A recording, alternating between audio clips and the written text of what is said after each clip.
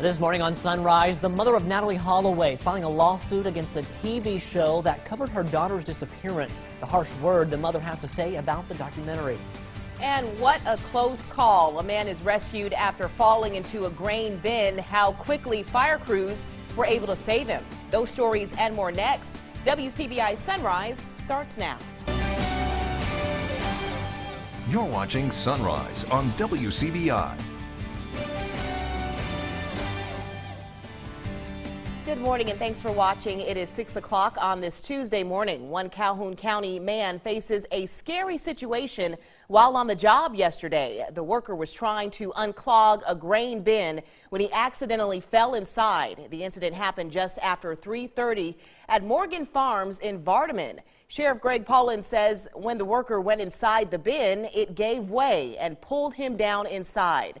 Thankfully, the Chicken Bone Fire Department was able to rescue the man, who walked away from the incident with no injuries. When we got on the scene here, me and a couple of the deputies, one of the couple of firemen were the first ones on the scene. He was the grain was up above his waistline. Within a couple of minutes, he was up into his armpits. So it was a, pretty touchy situation there for a few. Luckily, our volunteer firemen got on the scene quickly. Sheriff Paulin says responders were able to safely rescue the worker within an hour. A man's accused of burglarizing a fast food joint. Now Tupelo police need your help. The man you see here, police describe as a white male wearing a dark Aeropostale hoodie, blue jeans, and dark shoes. The cameras catch the man breaking in through the drive-thru window at Connie's Fried Chicken on South Gloucester Sunday. Police say the man got away with cash. Anyone with information is asked to call Northeast Mississippi Crime Stoppers. An Iuka man is charged with 5 counts of aggravated assault with a deadly weapon on a law enforcement officer and 2 counts of kidnapping. Investigators say 32-year-old Samuel Jacob Rice was fleeing from Alcorn County deputies when he entered Tishomingo County. According to investigators, Rice turned off on a logging road just off of County Road 302. The Alcorn County deputy's vehicle got stuck. While a game warden was assisting the deputy, Rice hit that car going at a high rate of speed. Shots were fired by law enforcement. Rice stopped the Jeep Wrangler, then took off again when a deputy approached, injuring one officer. More shots were fired. Rice was arrested after abandoning a woman passenger and running into the woods. Investigators have learned that he was holding 2 people against their will with a 9mm semi-automatic pistol. His bond has not been set. Rice remains in the Tishomingo County Jail. Many may remember the story of Natalie Holloway, the teen who went missing back in 2005. But now her mother is filing a lawsuit against a television series centered around her daughter's story. Beth Holloway is filing the lawsuit against the producers of the disappearance of Natalie Holloway. Holloway's daughter Natalie went missing in Aruba back in 2005. The mother calls the documentary farce and also claims the producers knew that the bone fragments featured in the show weren't her daughter's. Holloway's now seeking a $35 million lawsuit against Oxygen Media, an arm of NBC Universal Cable Entertainment, and the Los Angeles-based Brian Graydon Media. Your first alert forecast with meteorologist Amanda Reynolds. Good Tuesday morning to you. We do have some rain hanging out across the region. The heaviest rain now just sneaking into Columbus, just now east of Starkville. We'll continue to see these showers through the morning and into the afternoon hours. Temperatures right now hanging out in the low 40s up to the north, 50s down to the south. That temperature disparity going to continue through the afternoon. Here in the Golden Triangle region, we'll be in the upper 50s. Again, all of us will continue to see these showers on and off through the afternoon, as well as the clouds. Now, with this system, we'll continue to see those showers, but more heavy rain is expected as we go into the overnight hours, anywhere between 1 and even some areas seeing 3 inches of rain possible. With that, some minor flooding can't be ruled out. Here's a look at Futurecast. Those showers push through the afternoon, but the heavier batches of rain going to move in this evening and into the overnight hours. And as I mentioned, we'll start to see those accumulations start to increase, but we'll actually see some sunshine by the time we get to tomorrow afternoon and evening. More details coming up in just a few minutes. All right, Amanda, thanks for that weather update. Time now is 6:04. State lawmakers are considering a bill that would make the state's abortion laws among the most restrictive in the nation. The state's current law allows abortions up to 20 weeks. If House Bill 1510 becomes law, Mississippi would have the earliest abortion ban in the country. Courtney Ann Jackson speaks with people on both sides of the issue. This is the state's only remaining abortion clinic. You may have passed the pink building, but we got a rare look inside today. Director Shannon Brewer tells me they perform abortions up to 16 weeks here. House Bill 1510 would require that be dropped to 15 weeks. We've seen a little over 200 women this past year that fell in that range. So that's 200 women that it would have affected. Bill sponsor Andy Gibson and other supporters argued the bill on the House floor Friday with points like this. Medical science shows that the women who have abortions from 8 weeks to 18 weeks increase their risk of serious damage, personal injury, or death by 2,000%.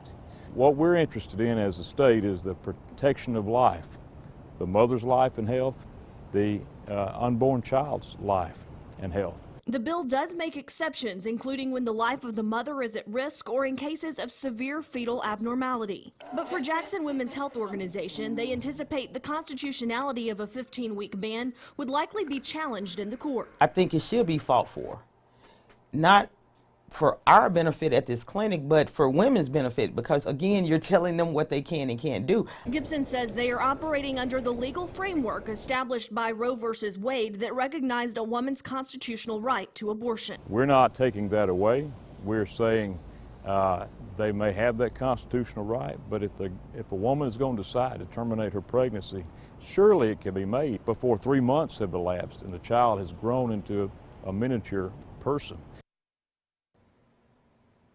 The bill is now in the hands of the Senate. The lieutenant governor says since he's been elected, he's worked to make the state the safest place in America for unborn children. Bill sponsors also say the governor has indicated his support of the legislation. And on a much different note, a much lighter note today, this morning, it's time for our Sunrise question of the day. That is right. We're talking love and romance and Valentine's Day or Single People's Awareness Day. Single Awareness Month. Yeah. What do you say? Is that what it's called? I think that's what it's called. Something like that. Something with singles. Do you think your significant other should be a big spender on Valentine's Day? Why or why not? And a lot of women are saying no, but we do have one who said... Yeah, so let's see if I can find it. Wanda said, my anniversary is Friday and Valentine's Day is the 14th, so my husband got me a trailblazer. Cashing big time. Okay. Yeah, but as you mentioned, most people said no. Jeannie Ross Howard, no, I have everything I need.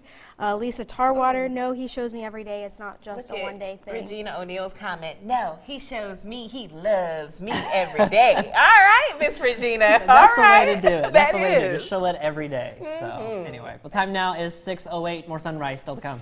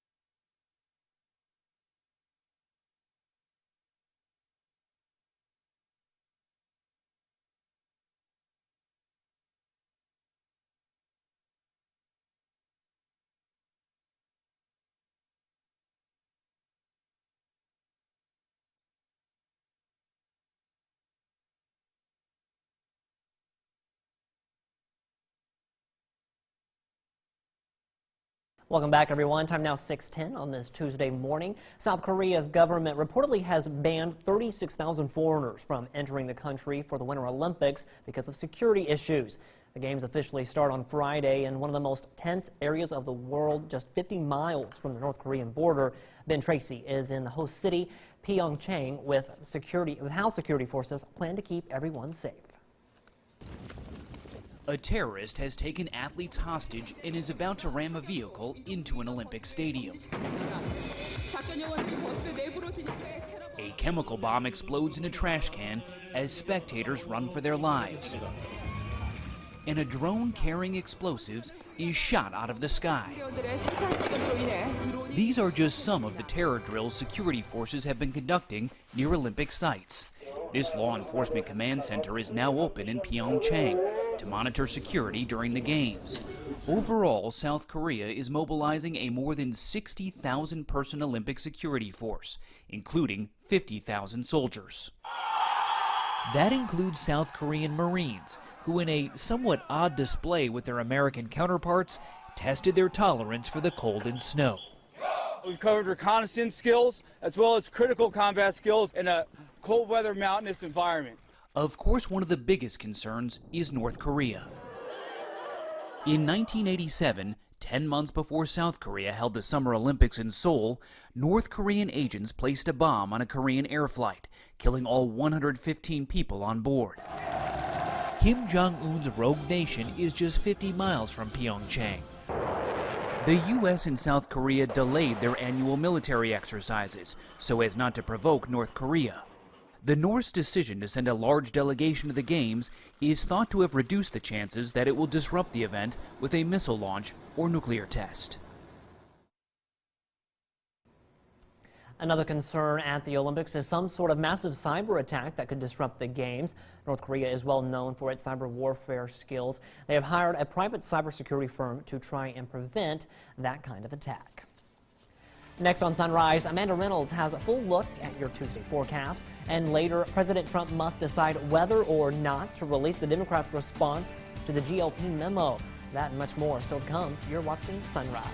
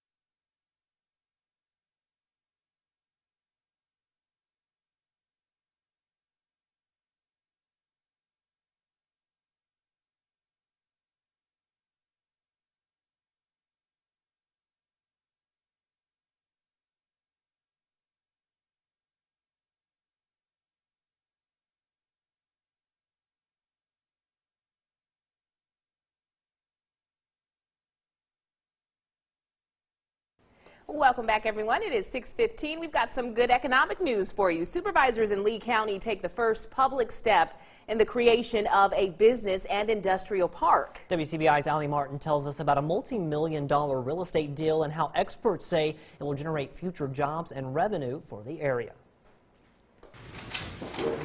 All in favor? It took only minutes for Lee County supervisors to agree to spend $3 million for 500 acres along Mississippi Highway 76. But David Rumbarger and his staff at the Community Development Foundation have worked on this deal for 5 years. We had to do all the due diligence on the property, all the engineering evaluation, all the wetlands and the study for wetlands, all the floodplain management, all the historical and cultural evaluations. Lee County will buy 500 acres now with the option for an additional 500 acres within 5 years, also at $3 million. The property was known for years as Hancock Ranch and will also include access from Highway 6. The business and industrial park will be known as the Hive. The county's 3 industrial parks are getting full, so the opportunity made sense to Board of Supervisors President Mike Smith. We're getting limited on our numbers of places, and also this, with tax incentives and all, we feel real good about this bringing some jobs to Lee County very soon. Now that supervisors have approved the purchase of this property, Rumbarger says it will be even easier to market this site to prospective businesses and industries. We've already shown the property on a number of occasions, and one of the drawbacks for prospects has been, well, what's the public control, what's the public access, what is the development plan? This today puts that plan in motion. Once the deal closes, work will start on roads, water, and sewer necessary to serve the Hive. In Lee County, I'm Allie Martin, WCBI News.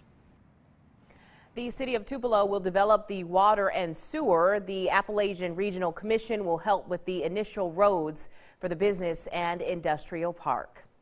Time now to switch things over. Let's get the latest in our morning forecast right now. Here is Amanda Reynolds with those details. Yeah, if you're here out in the Golden Triangle area, you might be seeing some showers already moving through the area. Let's zoom on in. Heavy rain now falling here in Columbus, so as you're heading out, you may want to grab that extra jacket or umbrella or maybe even the rain boots.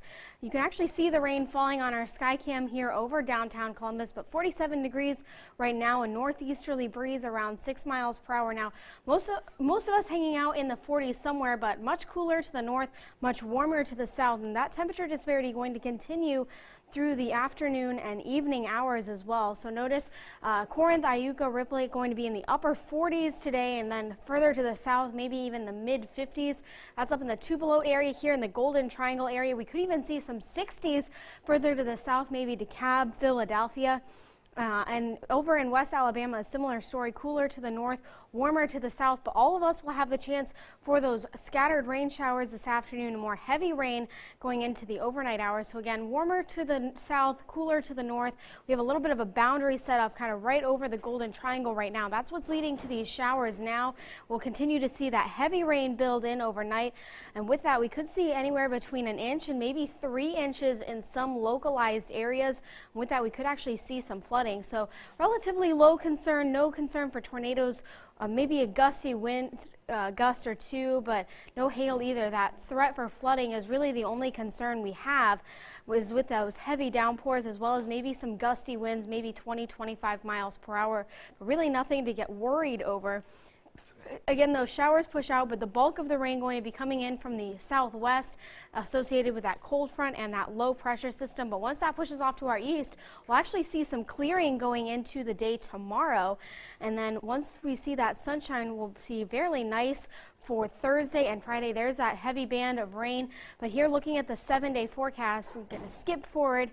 7-day forecast, again, we'll see upper 50s today. We'll make it up near 60 degrees tomorrow morning with temperatures continuing to fall. And then more of that sunshine for Thursday and Friday. Now, speaking of the rain, we have today's Spiller Mattress and Furniture weather quiz question of the morning. What is the record amount of rain for this date in Tupelo? Is it about 3/4 of an inch, 1 inch and a third, or almost 3 1/3 inches? I'll have the answer coming up later in Sunrise. 309 days since South Carolina snatched the national championship trophy from Mississippi State. The long-awaited rematch Monday, a chance for Mississippi State to separate itself at the top of the SEC. To the hump we go. Big Bad South Carolina returns with Asia Wilson as Victoria Vivians and Mississippi State look to end an 11-game losing streak to the Gamecocks. First quarter, all Carolina, spin move by Asia Wilson. This move is why she's talked about as the top player in women's college basketball. You cannot guard that. One more time inside to Wilson with the contact and the bucket to go, so she'd have game-high 25 points with 14 boards. South Carolina up by 10 after one, but it's the block by McCowan in the second that sparks a rally for the home team Bulldogs. Victoria Vivians catching that spark, sizes up for the triple. Then 30 seconds later, Vivians with the heat check, pull-up buckets. Another triple, and then right before halftime, Chloe Bibby gets in on the action. Nice dime from Jazz Holmes over to Bibby for the triple, tickling the twine. Bulldogs up one, heading into the locker room at the break. Third quarter we go. Morgan William only played 16 minutes, but look at this, catching the defender sleeping, races right past for the two-point bucket. Mississippi State getting going in the third after that. Tierra McCowan coming to life. She'd have 9 points, 20 boards in this one. Bulldogs go ahead, but before the end of the quarter, Denia Clinny, clock ticking. She's going to pull a triple here off the window. It's good. Gamecocks up 44-39 after three, but to the fourth quarter, defense turns up. It's all Jazz Holmes off the miss in transition. She's going to leave it for Victoria Vivians. It's the Queen's Court, y'all. Pull up, triple, nothing but net. Mississippi State goes ahead, and they wouldn't relinquish the lead. Holmes again distributing, dropping dimes like there's holes in her pockets. Blair Schaefer with the step back triple, it's good. Bulldogs would outscore the Gamecocks 28-9 in the final quarter, and Jazz Holmes, a big part of that, driving, skip pass to Schaefer in the corner, knocked down. Schaefer would have 14 points in this one. Bulldogs up 8, and the dagger, defense to offense. Look at Holmes. Lockdown defense, gets the steal and the contact with the layup. It's good. Seals the deal. At last, Mississippi State defeats South Carolina in front of a record crowd at the hump, 67-53. For Vic Schaefer and the Dogs, there was one key that was met to beat the defending champs on Monday night. Here's what we talked about before this ever started tonight. We've lost to South Carolina because they've out-toughed us. And I don't know that we out-toughed them tonight, but I think we matched their toughness. To get down like we did, to play as poorly as we did, but for our kids, I am so proud of their competitive spirit tonight and their toughness, because that's what we had to have to beat South Carolina. When the lights come on, these kids, again, they continue to be able to handle the moment. So far, no moment's gotten too big for them. This is our game. I knew it was going to be our game. We had it. It was just our game. This game is really important. We lost to them 3 times last year, but it's one game.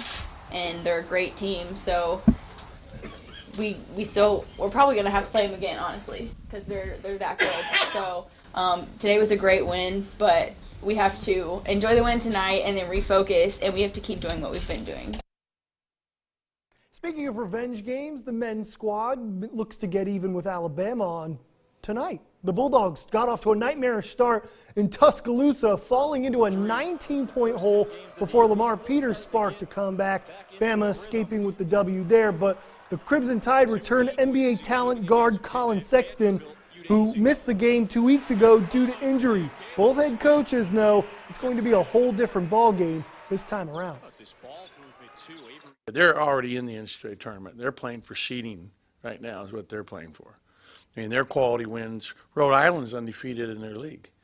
Their quality wins are incredibly impressive. Hopefully we'll play them like they're a ranked team and have a healthy sense of respect for them, because, they're playing at a high level at home. And this is a different basketball team than when we played the first time. So we've tried to over and over and over again show them on video how good this team is. So Avery Johnson talking about how good Mississippi State has been at home this year. Between the men's and women's squad, Inside the hump, the Bulldogs are 28-1 this season. So Mississippi State and Alabama tip off tonight at 6 p.m. We will be live at the hump starting at 5 with coverage with Mississippi State and Alabama, a huge SEC game. And we can't forget Ole Miss also taking on Missouri. That's the nightcap. That game tips off at 8 p.m. Another big SEC contest for Ole Miss, as they'll be welcoming being back in the pavilion, hopefully picking up a big win over Missouri, who's coming off a huge win over Kentucky. That does it for sports. Have a fantastic rest of your morning. Sunrise continues right after the break.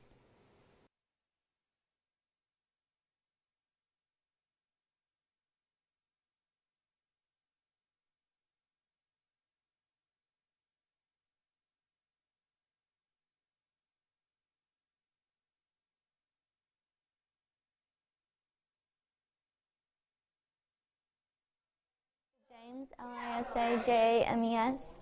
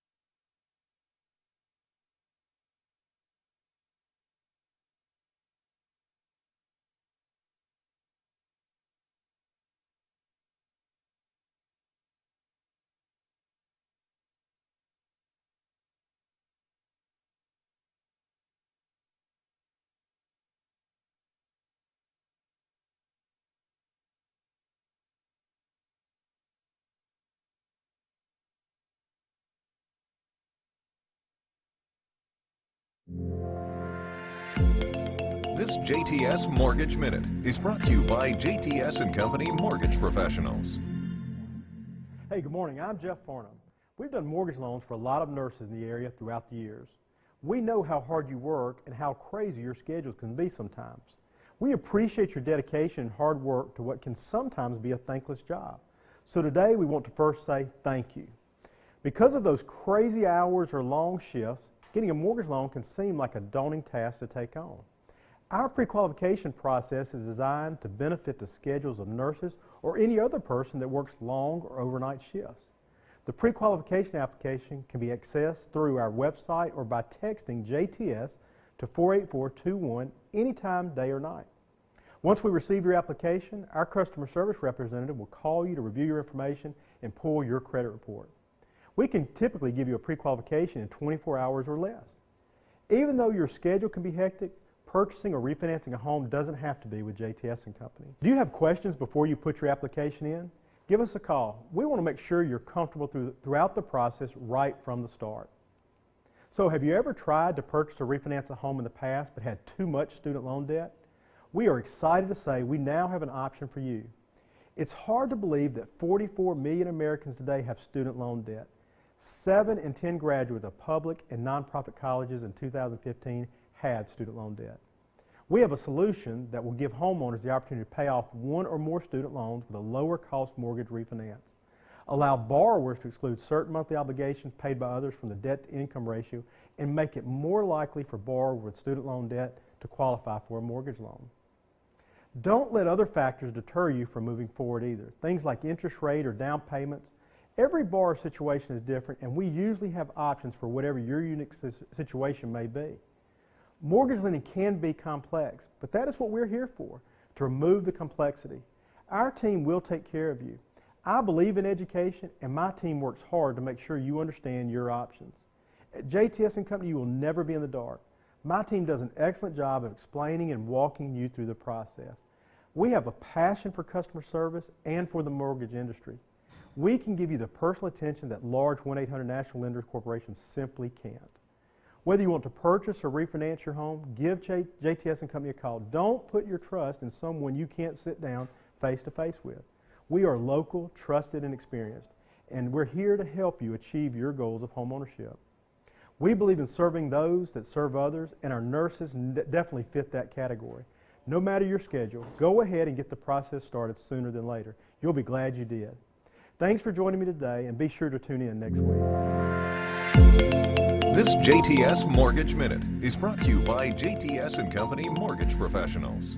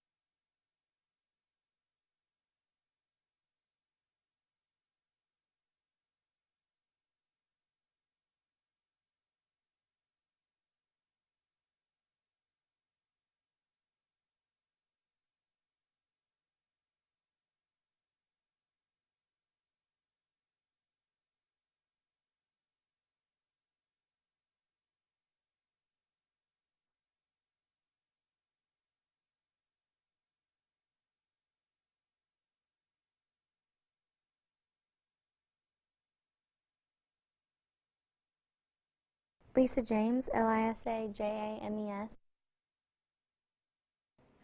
Mic check 1 2 3 4. Mic check 2 3 4.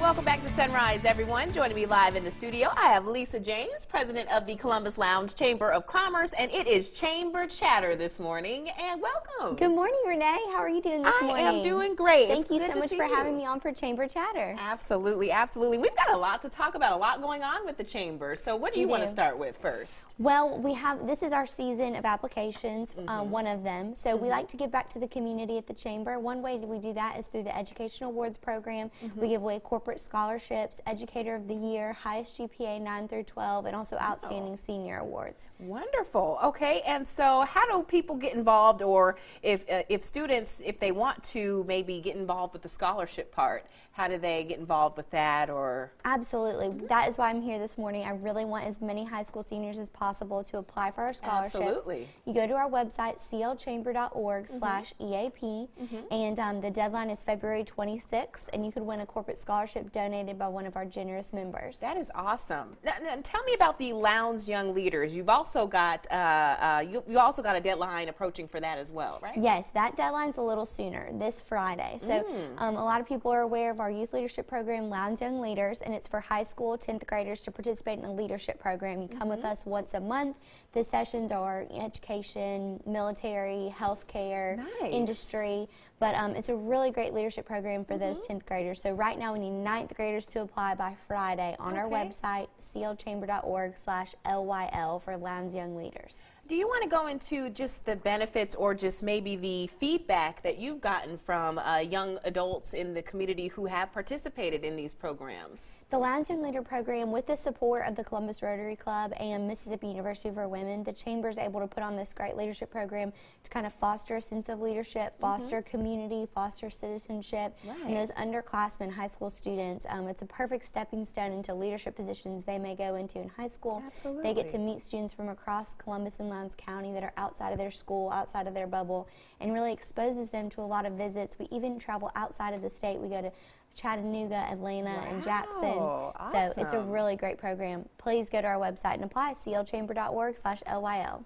All right. Lisa, thanks for coming. Always a pleasure to have you and to have you fill us in on what's going on with the Chamber of Commerce. Thank you. Absolutely. Thanks, Renee. Absolutely. Always love chatting with Lisa. Time now to chat weather-wise, though. Here's Amanda Reynolds with the latest on our forecast. Yeah, thanks, Renee. If you're heading out, especially here in the Golden Triangle area, we do have some showers that we're dealing with. They actually stretch all the way back, not only into western Alabama, but also back towards Kosciuszko and parts of the Delta. Now, zooming in closer to this batch of rain, just the heavy rain just now moving out of downtown Columbus. But again, back to the west, we will have a few more of these showers continue through the next few hours as well as into the afternoon. You can actually see some of that rain here over downtown Columbus, 46 degrees.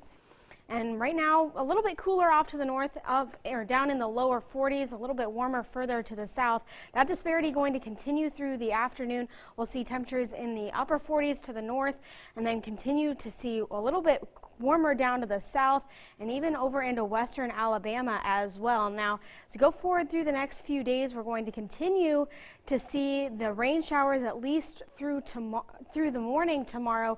Then we'll start to see some sunshine. Now, as we go forward through the next 7 days, we're going to continue to see some sunshine as well as some rain. I'll have more on your forecast coming up in a few minutes.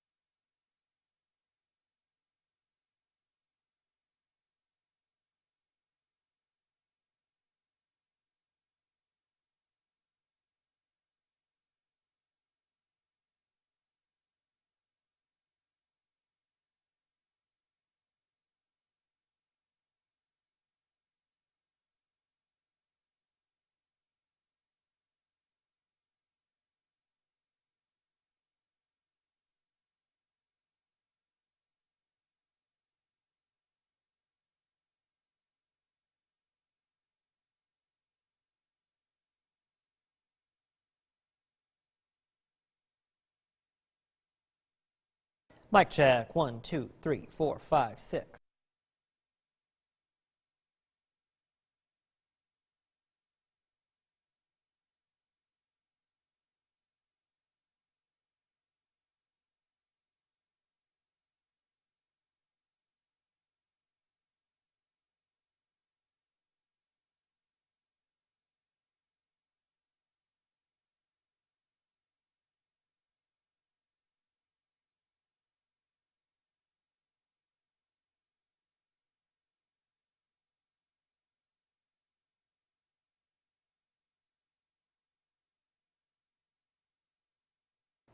Welcome back, everyone. It is 6:42 on this Tuesday. It is now up to President Trump to decide whether the Democratic rebuttal on the FBI's Russia investigation will be released to the public. The president gave the okay to declassify the Republican version last week. Hannah Dolba has more on this battle of the memos and how it is deepening divides between both parties. President Trump now has 5 days to release or not release the Democratic response to a Republican memo accusing the Department of Justice and the FBI of abusing surveillance powers in the Russia investigation. We want to make sure that the White House does not redact our memo for political purposes, and obviously that's a deep concern. Congressman Adam Schiff authored the 10-page rebuttal. He believes the House Intelligence Committee's investigation and the FBI probe, led by Special Counsel Robert Mueller, is inching closer to the Trump administration. There is a rising sense of panic, clearly, within the White House and as well on the Hill. On Monday, Mr. Trump attacked top Democrats at an event in Ohio, where he was supposed to tout his tax reform plan, but ended up going off script and seemed to celebrate his release of the GOP memo last week. Oh, but did we catch them in the act or what? You know what I'm talking. Oh, did we catch them in the act? They are very embarrassed. They never thought they were going to get caught. We caught them. Hey, we caught them. Oh, it's so much fun. We're like the great sleuth. That GOP memo accused the FBI of political bias when it requested warrants to spy on former Trump campaign aide Carter Page. Page, who has been on the FBI's radar since 2013 for his past contacts with Russia, spoke about the investigation on Fox News last night. Anyone who had any connection or had ever done any work, positive or otherwise, in Russia was constantly sort of the #1 target for attacks. If President Trump objects to the Democratic response becoming public, the committee could ask the full House to vote on whether it should be released. We're about 15 minutes away from the top of the hour. Coming up after the break, Amanda will have the answer to this morning's weather quiz question. And later on Sunrise, we introduce you to another local change maker in honor of Black History Month. We'll have those stories and much more next when Sunrise returns.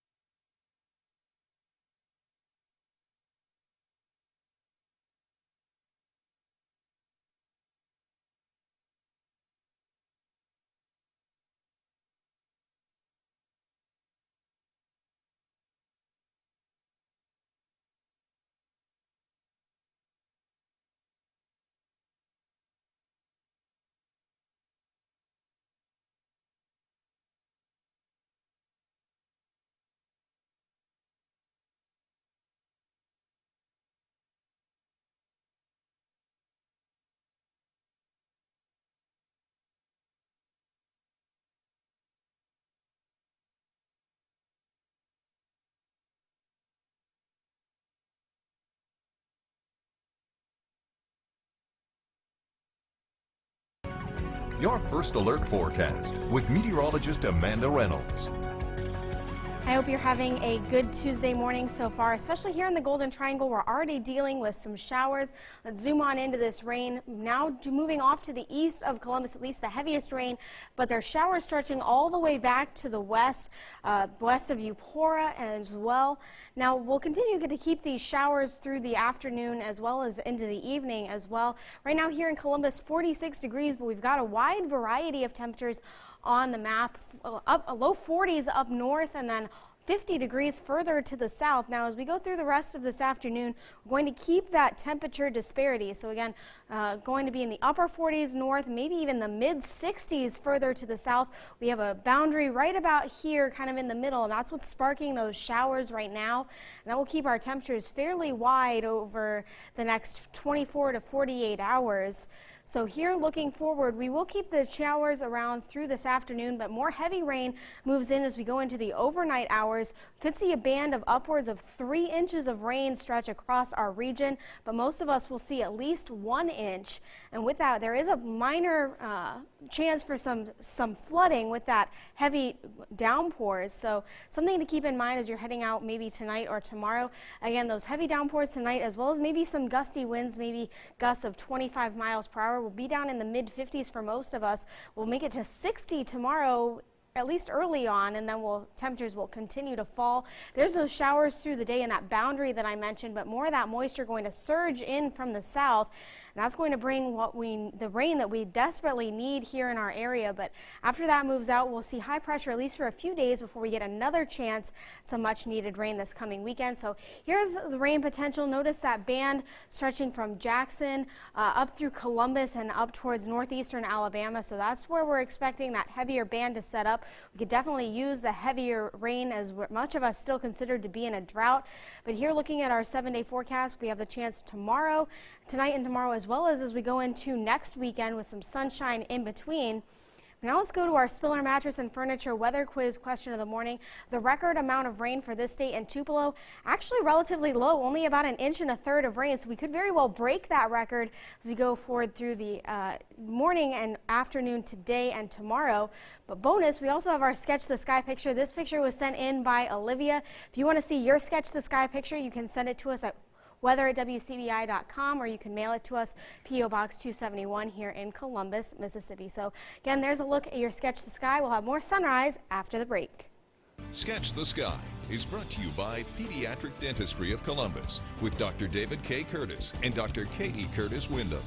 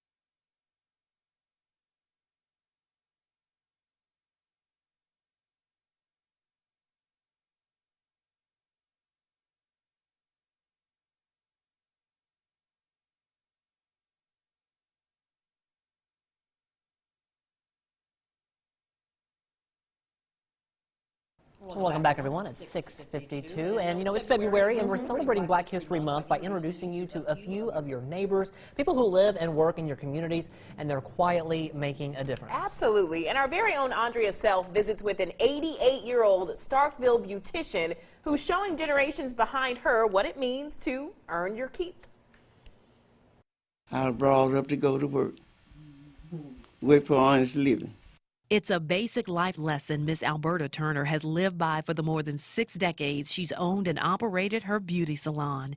And at age 88, she still comes to work here on Jefferson Street in Starkville. A steady stream of friends stop by too, some just for the fellowship, others are longtime faithful clients who still depend on her for the tried and true basic hairdo. I've had some of everything, but when it come down to letting her press it or, do something, I like that. Miss Alberta says she's seen a lot of change in downtown Starkville since she opened her salon in 1953. There's been some of everything on this corner, business. And my cousin was the first black cut hair when Wells was on Main Streets. He cut the white people's hair. That's back in the days. He had to be trained to do it. And in those early days, those who had been on the block a while took young Alberta under their wings. All of them looked after me. I was the youngest.